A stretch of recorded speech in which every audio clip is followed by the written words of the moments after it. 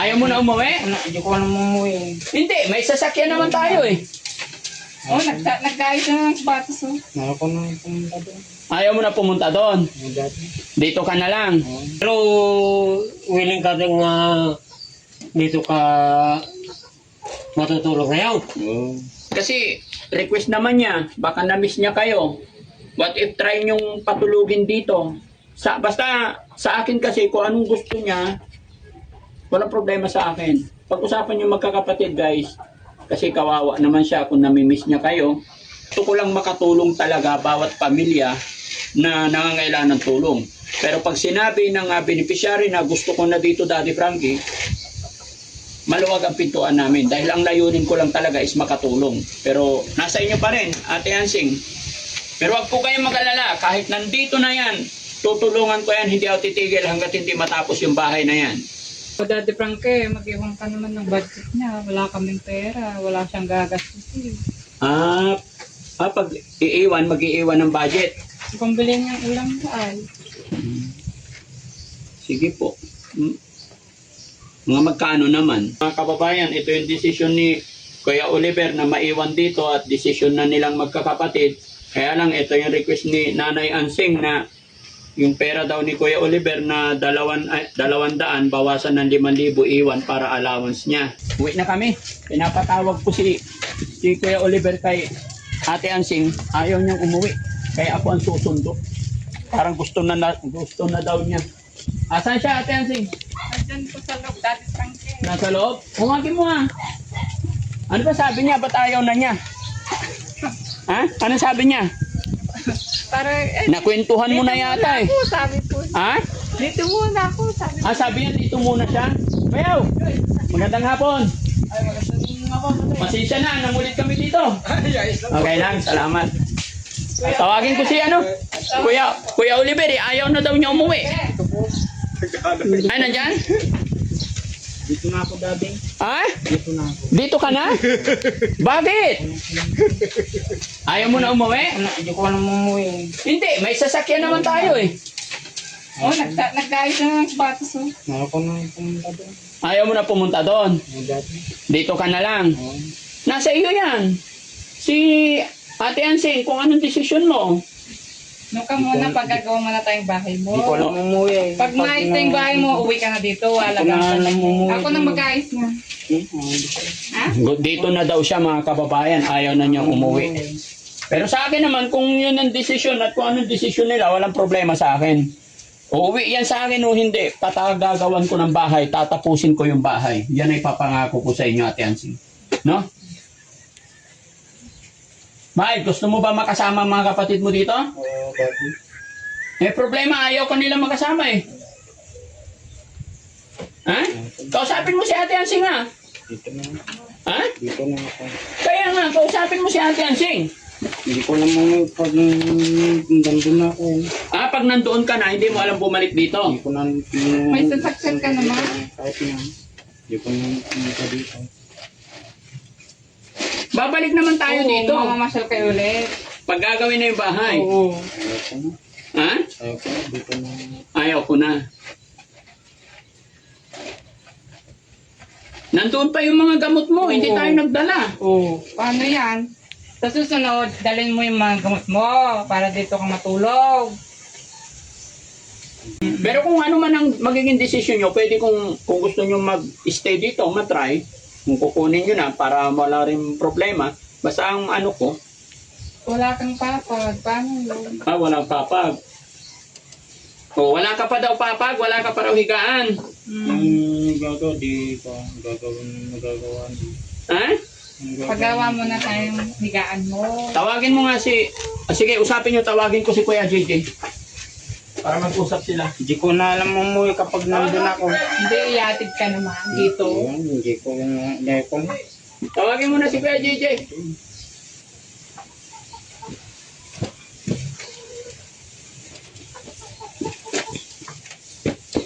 Ginagawa pa lang yung bahay mo, papagawa pa lang.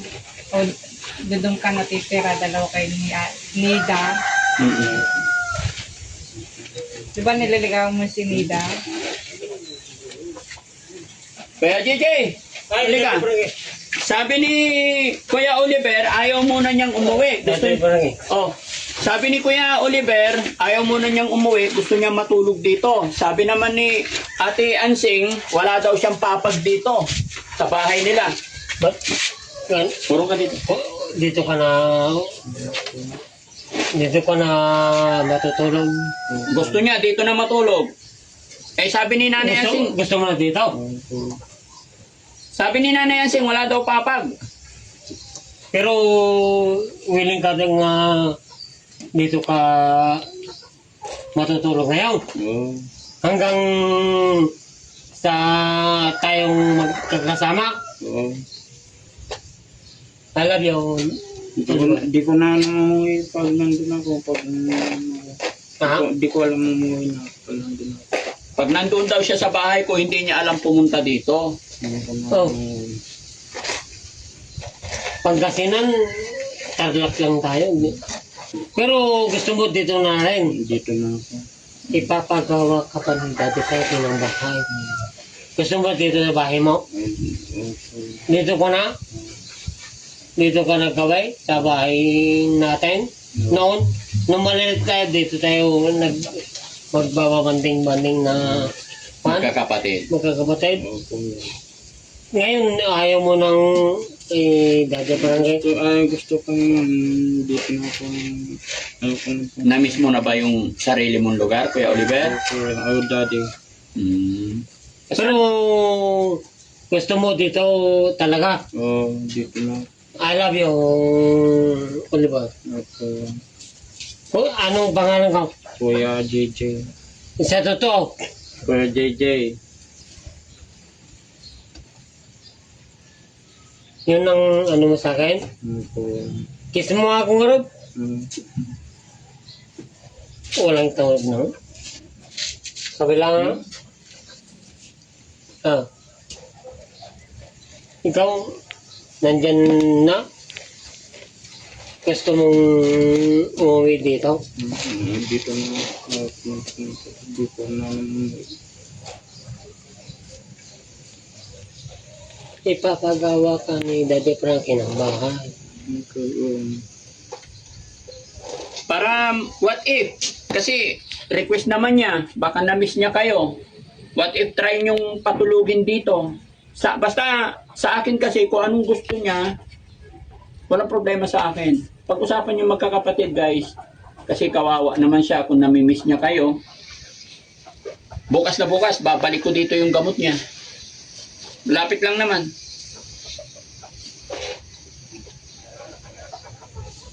Oh, gusto mo? Dito ko talaga. Dito na.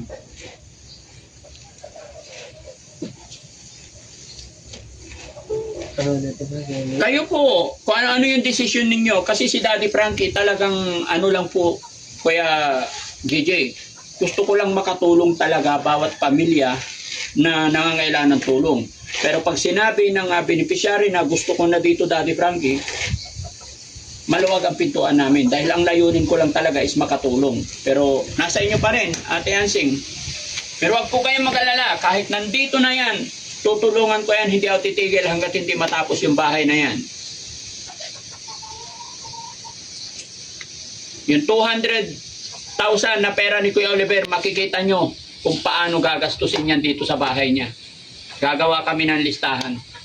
Lahat, ultimo pati binayad sa bahay para makikita nyo po. Magmula ngayon kasi ito yung araw na sinimulan natin. Oo, kasi ano, dito ka na. So babalik kami rito bukas para magdala ng gamot niya. Ha? Sigurado ka ha? Ilagasan mo nga. Oh, daddy. Anong gusto mo? Dito na. Ba't malungkot ka? Si Nanay Ansing, ano masasabi ni Nanay Ansing? Lapit ka dito. Hindi Nay. naman siya pwedeng mapilit. Daddy Frankie namuwi kung ayaw niya. Kaya nga po. So anong gagawin? Anong desisyon niyo po? Sige po. Sige, yung gamot mo lang niya ang importante. Oo, yes. Wala na ang problema. Bukas papadala ko dito. No? Basta sana, huwag niyong pababayaan. Daddy Frankie. Sigurado ka, babalikan ka namin, ha? Oh, daddy. Para matry mo rin. Damit mo ay, paano yun? Damit mo pa. Madali lang yan, damit. Kasi marami damit naman si Kuya JJ. Yan ang decision mo. Kukunin ko sana yung damit ko. Naiwan ko sana kanina. Kaya lang hindi na yun ibinigay. Saan? Usapan kasi natin, Kuya Oliver, papasyal lang. Kasi gagawa lang muna ng start ng pag-layout ng bahay. Hindi ko na naman dito. Pag Pwede ka naman namin ibalik. Ayaw mo na. Ayaw niya talaga. Talaga yun ang decision mo. Sige, para makayakap naman niya yung mga kapatid niya. No? Baka na-miss niya na po kayo kasi iba yung sitwasyon noon, iba na yung sitwasyon ngayon. Ngayon alam na niya yung mga kapatid niya eh. Talaga dito ka na. Oo. I love you. Dito kasi, ito lang natin. Sa pamamahalan natin, ito ang ating. Likas yan. Pero kung dito ka,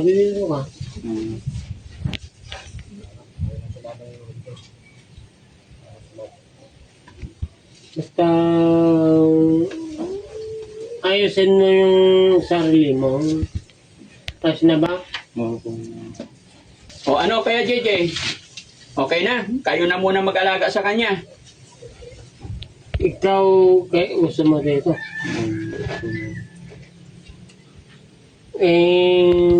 Dito, ayos na. So, sige. Total. Nandito ka na, ayos na. Iiwanan ka muna namin, ha? Iwanan ko na muna siya. Huwag kayong mag-alala gaya na sinabi ko, tatapusin ko yung bahay kahit wala na sa akin yan. O Daddy Frankie, mag-iwan ka naman ng budget niya. Wala kaming pera. Wala siyang gagastusin. Pag iiwan, mag-iiwan ng budget. Kung bilhin niyang ulam na ay. Sige po. Mga magkano naman? Sige yun. Taos na puso mo, Daddy Frankie. Sige. Babalik naman kami agad bukas eh. Para sa gamot niya.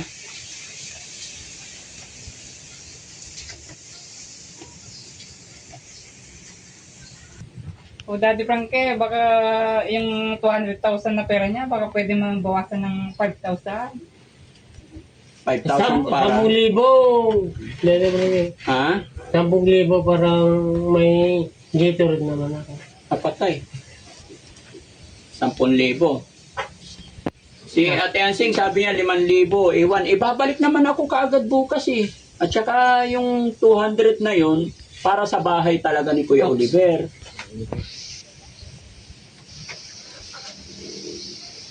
No? Ano, Oliver? Kapatid. Ano Ate Ansing? Kung gusto niya talagang maiwan, wala naman tayong magagawa. Daddy Frankie, di alagaan na lang namin. Pero mag-iiwan ako ng budget niya. Ay, sana, Daddy Frankie. Babawasin sa Sa pera niya. pera niya. Ito. Kung maiwan ka, ha? Dito ka ng road. Sige, huwag nyo lang pababayaan ha. Sige, so magbabawas ako ng 5,000 para iwan sa inyo. Oo, Daddy Frankie. Pero babalik naman ako kaagad bukas eh, para sa gamot niya. Na? Pero dito ka ng road. Ano yan mga kababayan, ito yung desisyon ni Kuya Oliver na maiwan dito at desisyon na nilang magkakapatid. Kaya lang, ito yung request ni Nanay Ansing na yung pera daw ni Kuya Oliver na 200, bawasan ng 5,000 iwan para allowance niya.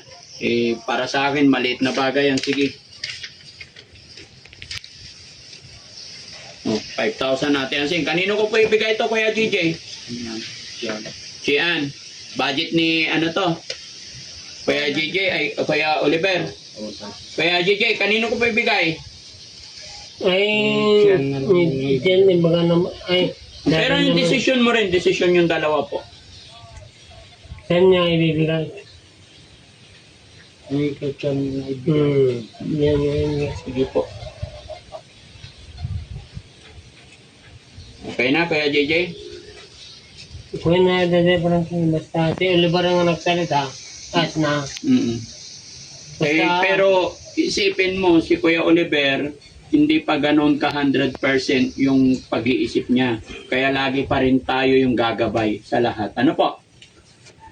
Huwag niyong pababayaan gumala. Ano po? Kasi ang amo niya, amo mo na di magano ni dati parang huwag kang gagalagala. Eh dati parang kiti speaking mo lang kung amo niya. Sige, Nanay Ansing, ha? Paano yan? Pero ito yung test. Kahit na kuan basta dito ba? Tingin ko dito mga kababayan, na-miss na niya tong lugar at alam kong siguro hindi na rin to babalik doon pag nasanay na siya rito. Which is yun naman talaga ang dapat kasi tiga dito siya, lalo na pag may bahay na. Ang maano lang naman dyan talaga, Nanay Ansing, yung gagabayan lang ng mga kapatid. Kasi ito naman nautusan na. Alam nyo ba yung ginagawa niya doon? Tagapakain siya ng aso, inuutusan siya ni Ate Feli. Marunong na siyang utusan. Pinapaliguan niya yung aso, ganun. Pag tanghaling tapat mainit. Hindi siya kinakagat ng aso. Ay, hindi po, nakakulong yung aso eh. Tuta, binubuhusan lang ng tubig. Hindi yung nakatali isa-isa, hindi. Nasa kulungan yung aso, tapos binubuhusan parang baboy. Gustong-gusto ng mga aso kasi mainit. O siya, sige. O, alis na kami ha. Nandyan, nag-iwan ako ng pera mo ha. Kuya Rizky, halika. Magmula ngayon, lahat ng gastos natin dito sa bahay, pati yung kinuha ni Ate Ansing na 5,000, bawas daw dun sa 200. Ilista natin para alam nyo po kung paano naubos yung 200 na pera. At para alam ninyo rin, ililista ko from the very start, ililista ko kung magkano yung gastos sa bahay para makita nyo. Ano po? Gusto ko maging transparent lang, Ate Nanay Ansing and then Kuya Gigi, eh? Pero ito lang, sisiguraduhin ko sa inyo, kulang yung 200 sa bahay pa lang. Pero walang problema yan. Sagot ni Daddy Tangi yan. Okay? Kuya Gigi? Sana huwag nang pabayaan si Kuya Yun ang Oliver. inihintay namin dati parang game. Basta yung kulang, kayo nang sagot. Akong bahala lahat. Walang problema. Para kay Kuya Oliver. Oh. Sige. Pero dito ka na. Gabi ka na dito. I love you. Okay, so ayan. Ha? Okay. So saan nyo po siya patutulugin ngayon? Dito po sa bahay, dati practice. Sabi mo walang papag. Doon na lang kami sa kabila. Talagang ayaw na umuwi. Lahat kami doon magsisiksikan na lang. Tapos Hindi, nag-final decision na. Nagpaiwan ka na ng budget niya eh. kung di nyo talaga mapilit na umuwi na, Daddy Frankie, walang laki mong magagawa. Yes po, Nanay Ansing, ang akin kasi ayaw ko rin pilitin kung gusto niya pagbigyan natin. Kasi baka isa rin sa mga rason yun para mas mabilis ang paggaling niya, yung makasama niya yung pamilya niya. Okay? Dito ka, gusto mong dito ka talaga matulog. Ha? Sige, so ayan mga kababayan, mga kabarangay, pagbigyan natin si Kuya Oliver at ayon sa sabi ni Nanay Ansing, dito daw muna matulog sa kanyang bahay. Babalikan naman natin siya bukas para dalhin yung gamot niya. Bigla-biglaan po ito pero ayaw kong pilitin kung ano yung gusto ng beneficiary natin, ipapaubaya natin. Total, maayos naman na siya. Konting gabay na lang. Maraming salamat po mga kababayan and God bless po.